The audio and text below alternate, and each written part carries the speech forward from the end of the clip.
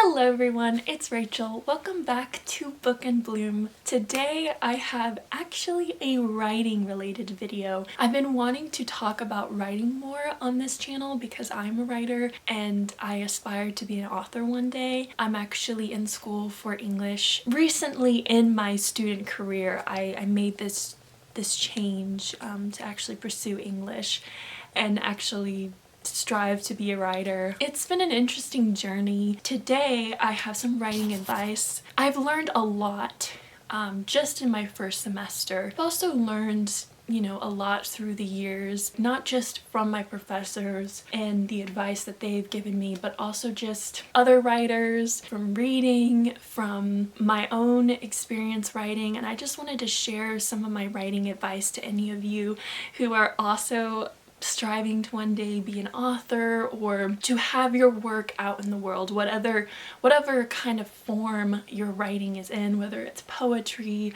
or screenplays or short stories or novels or whatever form of writing you enjoy. These are things that really have helped me a lot and really finding confidence in my writing. So I hope this will also be helpful to you. My first writing advice, something that one of my professors said that was just so insightful and really helpful: you are the poem. And you are the writing, you are the novel, you are the screenplay, you are the article, you are the writing. What is meant by that is that you put a part of yourself in whatever you're writing. You create something from yourself. We're sharing a part of ourselves whenever we write. I oftentimes write about things that I've never experienced myself, but I can relate to, I can understand, I've related to in some facet. And I feel like really embracing the idea that you are the writing, that a part of yourself is in the writing. I feel like it really helps you to really understand your own writing style and the things that you want to write about and why you write certain things. It's certain things that you've thought or felt, maybe you've witnessed from other people in your life, but it has some sort of connection to you. It is helpful to get inspiration from other writers, but you also need to make sure that you can see yourself in your work, that it's your own work, that's your own writing. Nobody wants to read the same thing over and over again, so we should strive to create unique stories, unique writing, and that's what art is. I don't want to get off on a rabbit hole, but art is not about creating the same thing. I think about movies. A lot of people are very tired of seeing all of these remakes and sequels and just the same thing over again. It's the same thing with books and writing and articles and stories and all of that, Nobody wants to read the same thing over and over again. We want to see creativity. We also don't want something that's so abstract and unique that it feels almost cold, almost not personal anymore. And that's why I think that's the secret ingredient sometimes about making something that is unique and unforgettable, while also feeling familiar and feeling like you can connect to it. I should put a part of myself in my writing. I should add extra little details just because I want to, just because it connects to me in some way. When you're able to put a part of yourself in your writing, it feels more like when people are reading your stuff, it feels like they're connecting to someone. I guess a good example of it, I'm not a poet in any way, but I've written poetry because I had to for one of my classes, and it was fun. I enjoyed it. I don't think poetry is my calling. Whenever I wrote a poem that just was kind of a poem just to be a poem, the feedback that I got from my classmates was good, but none of it was great. But when I wrote a poem that really connected to me personally, that's when I would get feedback that was really great from my classmates and even from my professor. It connected better with people, and it was because it connected more it felt more powerful and it felt more memorable. That's kind of my drawn out answer of why I think that that piece of writing advice was just really helpful. That just don't forget about the world in your writing, and also don't forget about yourself. Don't focus too much. I think it is important to think about your audience, to think about your readers, and to target your audience correctly, but also write for yourself. I think some of the most memorable writing in the world was written just for the writer. The writer wanted to write a story. They wanted to write a story that they enjoyed themselves. I think that that's important. And enjoying your work, having fun with your writing is so important. So going along with that, if you are the poem, if maybe you feel like you don't know what to write, maybe you feel writer's block. Writer's block is not writer's block. I feel like it's writer's break. It's just a sign that you need to take a break. You need to take a break from writing altogether, or maybe you just need to take a break from that project. The trick is understanding what exactly, really investigating and understanding exactly what is causing you writer's block. What is becoming a barrier? You feel like you don't have creativity, maybe you feel like you don't have the right words, like your sentences don't sound the way that you want them to. Understanding what exactly is the source of what is the barrier that is getting in the way of writing. It might be you just merely don't have motivation to write at all. What is very important to remember is that, like a car, you can't drive forever. Eventually, your fuel is used up and you need to get more fuel. And that is the same way with creativity. You can't just go and go and go and go and go and go forever. You need to fill your cup. You need to fuel your brain. There's one fact that I recently found out about, and I've just never thought about. Your brain burns calories. That just seems so funny to me. I don't know. It's a fact. Like you have to feed your body, you have to feed your brain, you have to feed your creativity. Now, I would love to hear your feedback on any of these ideas that I'm sharing today. But for me, writing is the ingredients to writing. Writing is skill, creativity, and experience. If you don't know what direction to take your story in, you don't have ideas, you're running out of ideas, then you need to work on your creativity, and you need to do something that inspires your creativity. And that can sometimes mean doing something that is not writing. That could be, maybe that's some writing exercises, or maybe that's taking a break from writing and actually trying your hand at a different creative activity. So that could be drawing, that could be painting, that could be making flower arrangements, or there's so many different crafts, and maybe it's woodworking or glass blowing, or there's just so many different activities out in the world. Try a new hobby, and then afterwards reflect on your experience and write something about that. The beauty of writing is that you can always take experience or something that you've done. Sometimes it can even just be watching a movie or playing a video game or reading another book, and taking some of the things that you see and just use it to inspire you in some way. Maybe it's the way that they write, a sentence. But sometimes I think it's really especially helpful to take your mind off of writing, off of words, and just focus on life. Because at the end of the day, all writing is about life.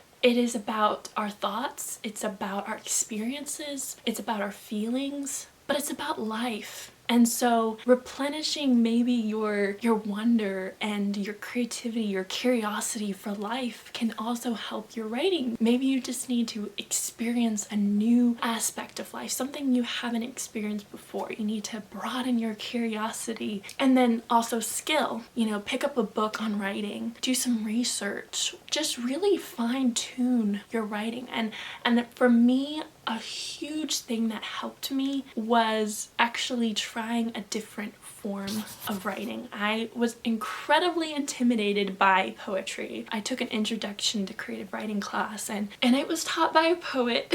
So of course we're gonna have a very big emphasis on poetry because he wanted us to read lots of poems and write lots of poems. That definitely put myself out of my comfort zone, but that was so incredibly helpful because I learned so much from that class, really from trying my hand at poetry. I would say that it is a great idea to try different forms out. I like writing short stories, but I also really want to write novels. That is something that I'm very passionate about, and I feel like that is like my calling. But I think that learning other forms and focusing on different forms teaches you a different skill. Poetry is a lot about the sound of the words, the rhythm, the flow. There's a lot of importance on word choice and form. All of those things are very helpful things to really learn any type of writing, because all writing is a collection of words. It's a collection of sentences, you know, and then eventually maybe it's a collection of paragraphs or pages or chapters. Whatever size it is, when you break it down, it's still a collection of words. Zoning in, having this fragment of an idea or an experience or feeling or whatever it is, whatever the theme of the poem is, it really helps you when you're writing these bigger pieces to really pay attention to your word choice, to your form, to the flow, to the sound of the words. And so it's really helped me a lot in my bigger ideas, my bigger writing pieces, because I'm able to have kind of a zoom in and a zoom out, that I'm not just writing words, that I'm conscious of the sound of the words and the flow. I highly encourage you guys to try different forms of writing out. A screenplay, you're thinking of the visuals, purely like the images that you're creating, so that gives you a different perspective. If you're writing like a play, it's all about the dialogue, and so that can really sharpen your ability to write good dialogue. All of these different forms, even if you don't want to pursue this form exclusively, it teaches you a different skill. It really sharpens your tools. You know, maybe you don't want to write fiction at all. Maybe you want to write nonfiction. I still believe that all of these tools can really help you write memorable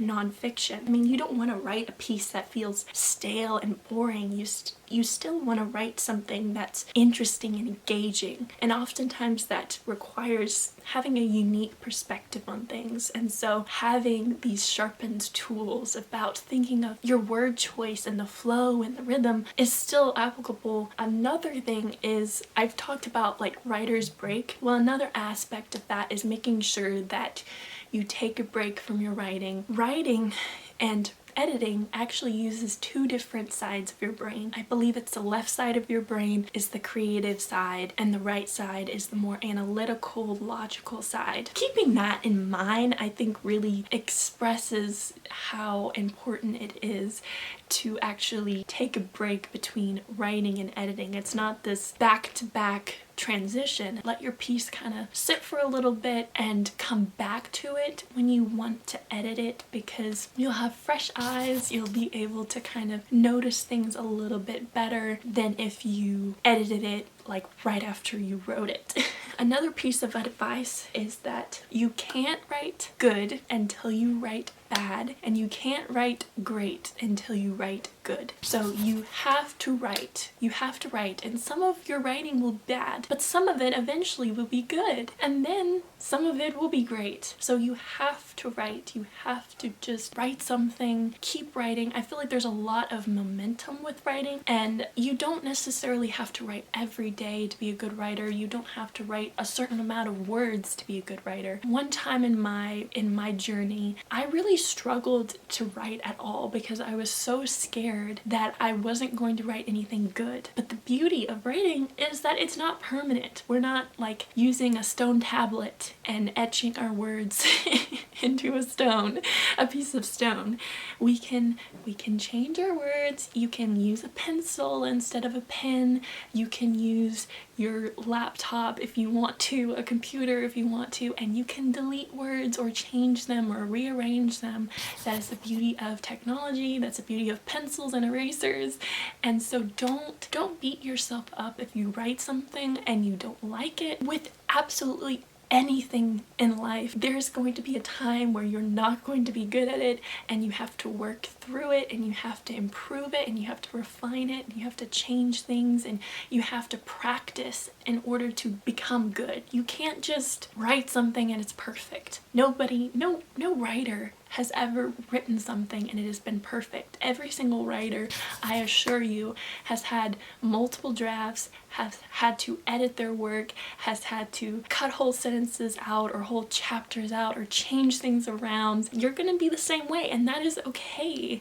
It is a process, it is an art, it is a skill, and you can refine it and you can improve it, and it just takes time, it takes practice. But I believe that anyone can be a great writer. They just have to keep trying new things, keep editing, keep revising, keep inspiring yourself, expanding your experiences, your creativity, your skill, and just don't give up. Don't give up on your writing. With writing, I will say, don't wait for motivation to write. Strive to have a writing routine. Make it a point of your month or your week or your day to have a little bit of time of writing. There isn't necessarily like the right amount of words to write every day or the right amount of time to spend writing. That's really up to you to decide how often you want to write, but how important it is in your life, how important it is for you to reach a certain goal and prioritize your writing accordingly. Yeah, is it just a hobby? Is it something fun? Or is it something that you want to pursue as a career? And so if it is, then you need to prioritize that accordingly and make sure that you make time to write. Don't wait for motivation to write, but whenever you do have motivation and creativity and an idea, make sure to at least write down your idea somewhere. Make sure to have a note on your phone